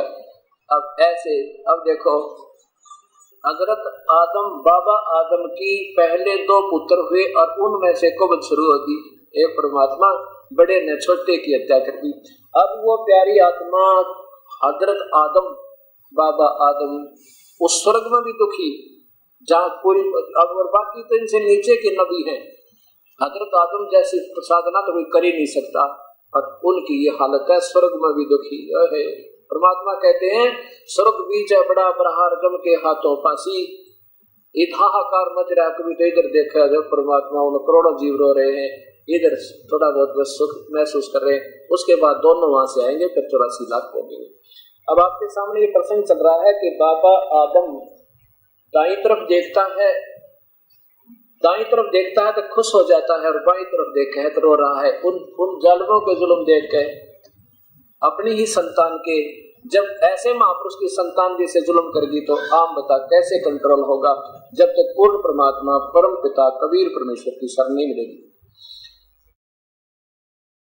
जबरील ने बताया कि इंसानों के बाप हजरत आदम हैं, उनका हाल यह था कि दाईं ओर देखते तो खिल उठते, हंसने लगते, और बाईं ओर देखते तो मारे गम के आंसू भर लेते, क्योंकि दाईं ओर उनके नेक संतान औलाद के कर्म थे और बाईं और बाद के नहीं, उसके समय जुल्म हो गया था, आंखें के सामने शुरू हो गई थी बदकर्म करने, क्योंकि परम पिता के बिना ये पाप कर्म कट नहीं सकते। हजरत आदम अलैहिक ने आप को देखा और उससे बोले, फिर उसे पूछा, जबरील से पूछा ये कौन है जो मुझे आशीर्वाद दे रहा है, तुम्हारा आना मुबारक है नेक नबी। हजरत आदम कह रहे हजरत मोहम्मद को कि तेरा आना नेक है बेटा, ए नेक बेटे। आप सल्लल्लाहु ने पूछा जबरील ये कौन है? जबरील ने जवाब दिया कि ये आदम है सारे इंसान के बाप। आगे देखो ये परमात्मा फिर कहां चले, तुम्हारा आना। उसके बाद जबरील आप दूसरे आकाश पर ले गए, फिर तीसरे फरिश्ते आगे बढ़ते गए। आप सल्लल्लाहु नबी के पास थे, पास से गुजरे, मनमोहक शब्द कानों से गूंजते हैं, तुम्हारा आना मुबारक है, हे नेक नबी, हे नेक भाई। इस तरह आप साथ में आकाश पर पहुंच गए। वहां हजरत इब्राहिम मिले, देखते ही बोले तुम्हारा आना मुबारक है नेक नबी, हे नेक बेटे। आप आगे बढ़े और बढ़ते ही गए। रास्ते में सौंदर्य रूप भी देखे, प्रकोप के दृश्य भी, हजारों फरिश्ते भी नजर आए, सजदे पड़े हुए रब का गुणगान कर रहे थे। बढ़ते बढ़ते आप अल्लाह सिंहासन के करीब पहुंच गए। सिंहासन तो देखा न, सिंहासन देखा नहीं, आगे पर्दा लगा हुआ था। ये काल ऐसे चाल चला, यही पर इस ब्रह्मांड में इसने एक ऐसा कर रखा स्थान जहाँ पर ये किसी से पर्दे के पीछे बात करता है। अल्लाह के सिंहासन के करीब पहुंच गई। वहां आप चलन पर आप और उम्मत पर 50 नमाजें फर्ज हुई। आकाशवाणी कर दी 50 नमाज किया करो। काल में भी अंदर पर्दे के अंदर थे आप। वहां आप सलल पर और आप की उम्मत पर 50 नमाजें फर्ज हुई। वापस हुए तो हजरत मूसा मिले रास्ते में, पास से गुजर हुआ। कहिए क्या फर्ज हुआ उम्मत पर? उन्होंने देखते ही पूछा, किसने? मूसा ने पूछा कि क्या हुक्म है अल्लाह का? आपने नबी मोहम्मद ने कहा कि 50 नमाजें। मूसा जी बोले लौट कर जाइए, रब से कमी करने की दरखास्त कीजिए, तो घनी नमाज होगी, कुछ कम करवाइए। फिर वापस गए तो फिर क्या किया? तो फिर जाइए और उन्हें क्या वापस गए और कमी करने की दरखास्त की। अल्लाह ने आधी नमाज कम कर दी, 25 कर दी।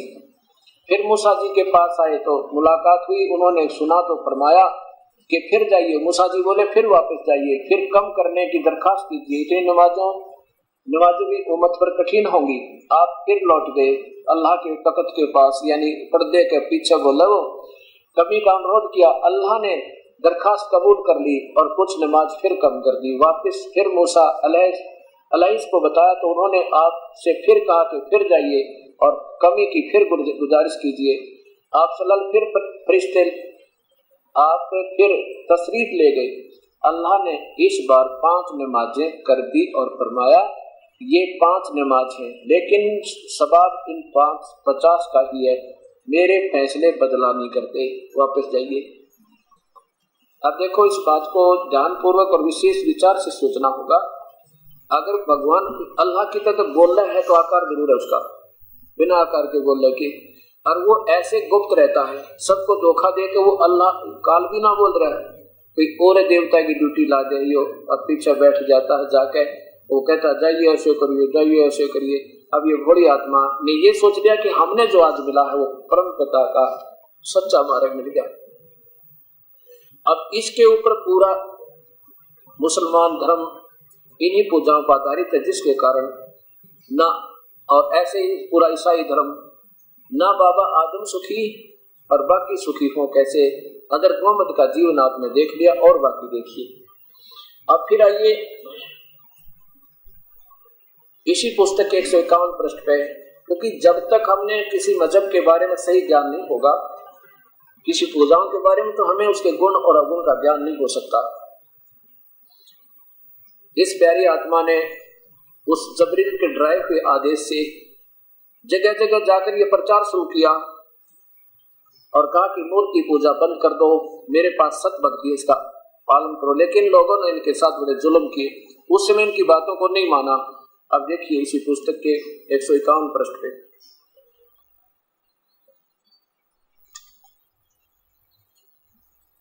मोहम्मद सल्लल्लाहु कुरैश के जुल्मों से जब तंग आ गए और उनकी ज्यादतियां बर्दाश्त से बाहर हो गई, आप सल्लल्लाहु को ताइफ जाने का फैसला, आपने ताइफ में यानी ताइफ क्षेत्र वहां जाने का फैसला किया शहर में। उसमें आप बहुत ज्यादा दुखी थे। फिर उस दुख के साथ में तन्हाई भी आपको बेचैन किए दे रही थी। आपके दिल पर क्या बीत रही थी इसे शब्दों में बयान नहीं किया जा सकता। आप ताइफ गए और किसी को खबर भी ना हुई। वहां आप क्यों पहुंच गए? केवल इसलिए कि शायद वहां वाले लोग मदद करें और आपको कुछ राहत मिले। नबी सल्लल्लाहु ताइफ पहुंचे तो मामला ही कुछ और था।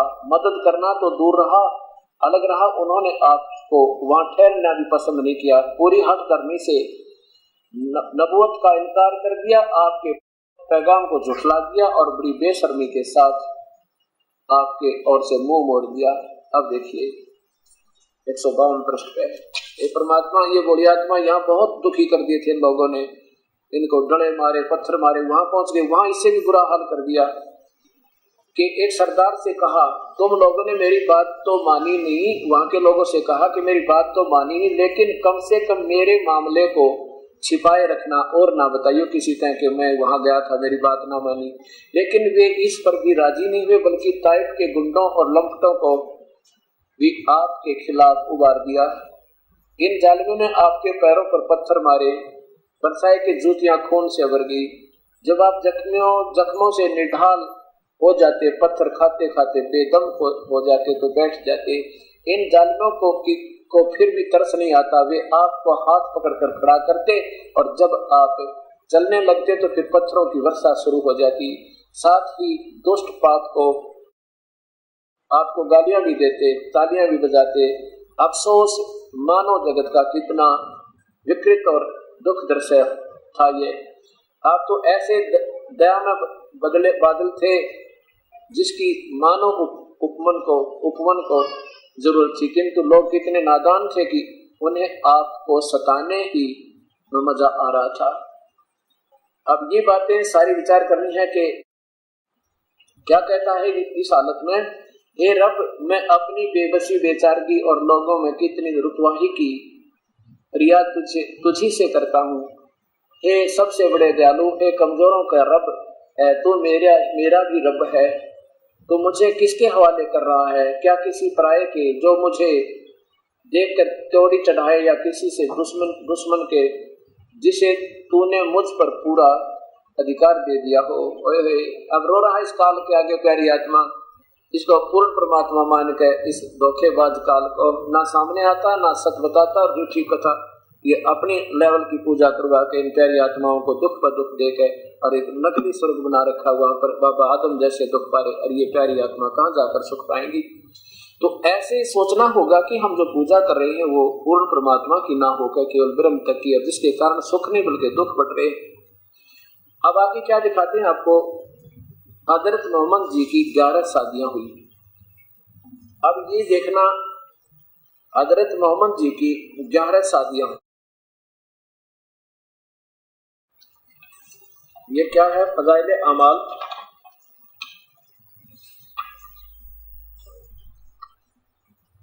फज़ाइल अमाल शेखुल हदीस मौलाना मोहम्मद जकरिया कंदवल्लवी रह, ये कहां से प्रकाशित है?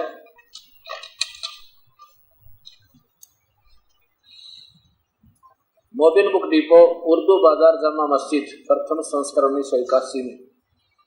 कंपोजर ये नीचे लिखा, यहाँ देखिए 100, ये है कि हिकायते साहबा, मालूमात, हजूर सल्लल्लाहु की बीवियां और औलाद। यहाँ देखिएगा, हजूर अक़सद सल्लल्लाहु अलैहि वसल्लम यानी हजरत मोहम्मद का निकाह जिन पर मुहसिन और मुकर्रबीन का इत्फाक है 11 औरतों से हुआ। आगे देखिए, इससे ज्यादा में इख्तिलाफ और इस पर भी इत्फाक है कि इन सब में पहला निकाह हजरत खदीजा से हुआ जो बेवा थी, विधवा थी। हजूर सल्लल्लाहु की उम्र सिर्फ 25 वर्ष की थी और हजरत खदीजा की उम्र 40 वर्ष थी। आगे देखिए, पहले उस हजरत खदीजा रजिस के निकाह की सबसे अव्वल तवीज वर्का बिन आखिर से हुई थी कि मगर निकाह तो नौबत नहीं हुई, यानी ब्याह तो हो नहीं पाया, लेकिन बात चली थी, फिर वो मर गया वर्का। इसके बाद 2 शख्सों से निकाह हुआ, ब्याह हुआ। पहले का नाम अतीक बिन आइज से हुआ, जिनसे एक लड़की पैदा हुई जिसका नाम हिंद था, और दूसरा अतीक के बाद हजरत खदीजा का निकाह यानी ब्याह अबू हाला से हुआ, जिनसे हिंद और हाला 2 औलाद हुई। नीचे देखो, अबू हाला की मृत्यु के इंतकाल के बाद हजूर अक़सद सल्लल्लाहु अलैहि यानी हजरत मोहम्मद से निकाह हुआ, खदीजा का सलम से निकाह हुआ, ब्याह हुआ। जिस वक्त हजरत खदीजा की उम्र 40 वर्ष की थी और निकाह के बाद 25 वर्ष हजूर निकाह में रही, यानी 65 वर्ष की उम्र में रही। और रम जान सन 10 नबी 65 वर्ष की उम्र में इंतकाल फरमाया। 65 वर्ष की उम्र में हजरत खदीजा की मृत्यु हुई, यानी 25 वर्ष उनके साथ हुई। अब देखो इसके 154 पृष्ठ। इनके अलावा एक सौदा और भी थी जो कुरैश की ही है। हजूर सल्लल्लाहु अलैहि वसल्लम ने उनसे निकाह का इरादा फरमाया। उन्होंने अर्ज किया, इसने उस सौदा ने, कि मुझे सारी दुनिया में सबसे ज्यादा महबूब आप हैं, मगर मेरे 5-6 बच्चे हैं। मुझे यह बात गरा है कि आपके सिरहाने रोएं चिल्लाएं। हजूर सल्लल्लाहु अलैहि वसल्लम ने उनकी यह बात को पसंद फरमाया और तारीफ की और निकाह का इरादा मुलतवी फरमा दिया। अब देखिए, विचार करना पड़ेगा इन बातों पर। हमने ये देखना है कि इनमें कितनी दयालुता थी हजरत मोहम्मद के अंदर। एक विधवा थी जिसके 6 बच्चे, और उसने कहा कि मैं आपकी हर बातों से, आपके ज्ञान से बड़ी प्रभावित हूँ और मैं आपसे शादी करना चाहती हूँ। अब यहाँ ये भी देखना पड़ेगा कि इस महापुरुष ने एक शादी का उद्देश्य केवल विलास नहीं, बल्कि वो रहम और दया थी, क्योंकि ये स्वयं उस सतीथी से गुजरे थे। हजरत मोहम्मद जी बचपन में बाप मर गया था। इसको मालूम है कि जिस बच्चे का बाप मर गया उसकी कैसे परवरिश हो सकती है, कैसा दुख होगा उन बच्चों पर, और फिर माँ मर गया तो कहना चाहिए। तो ऐसे उस दया दृष्टि से को मद्देनजर रखते हुए बाद में इन्होंने उस औरत से भी शादी करवाना, यानी उद्देश्य उनका क्यों ये था कि ये 6 बच्चों का उद्धार हो जाए, बेचारे ना जाने कहाँ दुख पाएंगे। तो इन्होंने अपनी भक्ति को बिल्कुल श्रेष्ठ मान रखा था, क्योंकि जब एक ऊपर तो फरिश्ता आकर और सारी बात बता दे तो कोई भी चाहे कितना टीरी खाओ उसने तो यह बात माननी ही पड़े। इस उद्देश्य से इन्होंने पहली इस औरत को भी स्वीकृति दे दी जिसके 6 बालक थे, और वो कह रही थी कि आपने दुखी किया करेंगे। इन्होंने फिर भी दयालुता दिखाई, कोई बात नहीं, तो अल्लाह के बच्चे हैं, क्योंकि ये पिछले जन्म के ऋषि थे और संतों में दयालुता फुट फुट कबरी होती है। आगे देखो फिर क्या शादियां हुई। ये वही फजाइल अमाल प्रश्न नंबर 193 पे, और हिकायत साबा ये इसका हेडिंग यानी चल रहा है। आपने उसके 6 बच्चे थे, 5-6 बच्चों को समेत उसे शादी की। हजरत आयशा से निकाह मक्का मुकर्रमा में हिजरत से पहले सवर इतने सन में हुआ। फिर देखो, जिस वक्त उनकी उम्र 6 साल की थी, एक 6 वर्ष की लड़की ने भी इनके साथ शादी करने का इरादा किया। उनको भी स्वीकार किया। उनको कहते हैं जब वो 18 साल की उम्र हुई तब उनसे ब्याह किया। अच्छा, यहाँ क्या मैं बताना क्या चाहता था कि उम्र 6 साल की थी और हजूर सल्लल्लाहु अलैहि वसल्लम की बीवियों में यह सिर्फ एक ऐसी थी जिनसे कुंवारेपन में निकाह हुआ था। यह एक कुंवारी थी और 10 बाकी 10 सबके सब निकाह बेवगी माने विधवाओं के साथ हुए थे। 11 शादी और कुलकरी, जिसमें हजरत खदीजा भी उसके साथ मरी। और ये बताते हैं 66 साल की उम्र में भी शादी की, यानी अंतिम। इसमें वैसे इसमें लिखा है इनके जीवन चरित्र में कि 63 साल की उम्र में इनका देहांत हो गया था। और अंतिम यानी उस अंतिम वर्ष में भी एक 18 साल की वर्ष लड़की से शादी। ये भी नहीं कह सकते, कुछ नहीं कहा जा सकता इसके बारे में, कोई टिप्पणी गलत का वो मूर्ख होता है। जैसे ये पिछले संस्कार होते युगों युगों के, जैसे भगवान श्री कृष्ण ने 8 औरतों से शादी की और 16,000 एक राजा ने लड़कियां कैद कर रखी थी।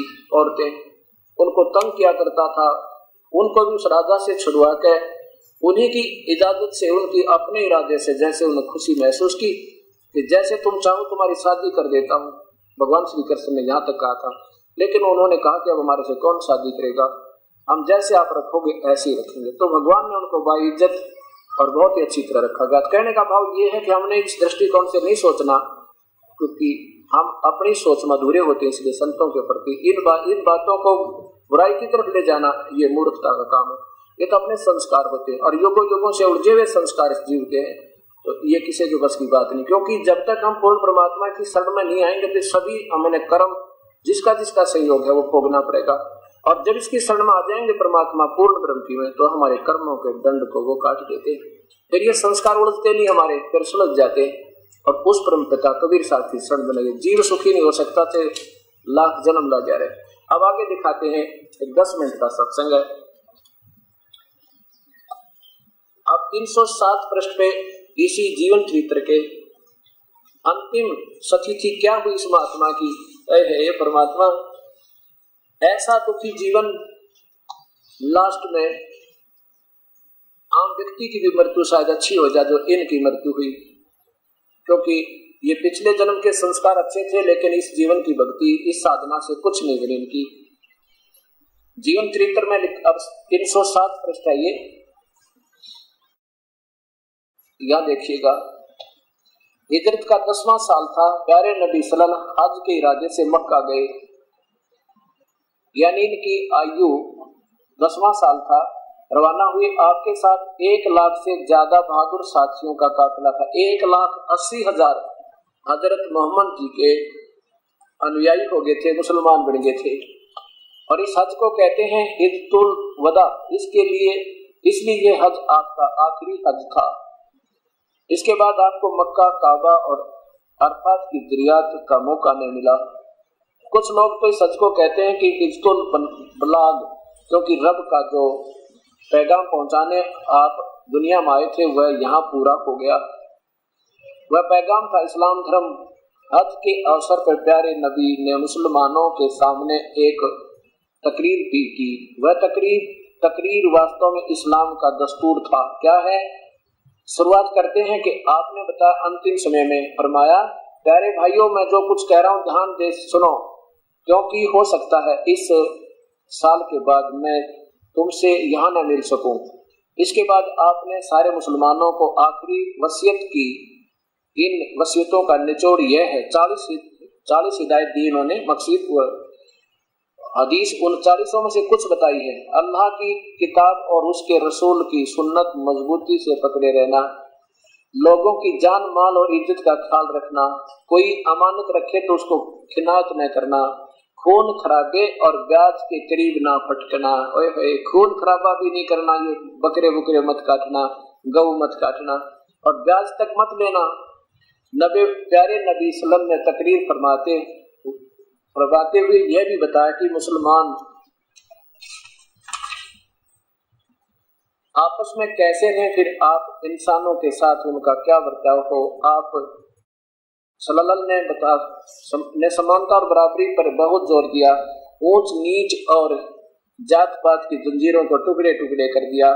आप सल्लल्लाहु यानी हजरत मोहम्मद ने फरमाया, लोगों तुम्हारा एक रब है, तुम्हारा एक बाप एक है, तुम सब आदम के बेटे हो, आदम मिट्टी से बने हैं। खुदा के नजदीक तुमसे सबसे बेहतर वह है, बताओ, वह है जो खुदा के सबसे ज्यादा डरने वाला हो।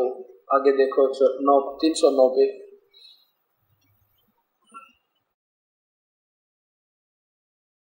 हिज्जतुल बाद को अभी 3 महीने से ज्यादा न गुजरे थे कि प्यारे नबी सल्लल्लाहु बीमारी का हमला हुआ, और वह भी इतना जोरदार कि इससे पहले कभी ना हुआ था। बुखार इतना तेज हुआ कि आंखों की नींद उड़ गई। नीचे देखिए, आप हजरत मोहम्मद ने सारी बीवियों को बुलाया, उनसे हजरत आयशा रज़ी से यहाँ ठहरने की इजाजत ली। सारी बीवियां खुशी होकर तैयार हो गई, यानी एक के पास रुक जाऊं, मैं ज्यादा नहीं घूम सकता, मैं अंतिम समय पर हूँ। कमजोरी बहुत ज्यादा थी, बेसहारा आप सलल के लिए अब मुमकिन न था। हजरत कमजोरी बहुत ज्यादा थी, बेसहारा चलना आप सलल के लिए अब मुमकिन न था। हजरत अली और हजरत अब्बास आपको सहारा देकर बड़ी परेशानियों से हजरत आयशा के यहाँ ले आए।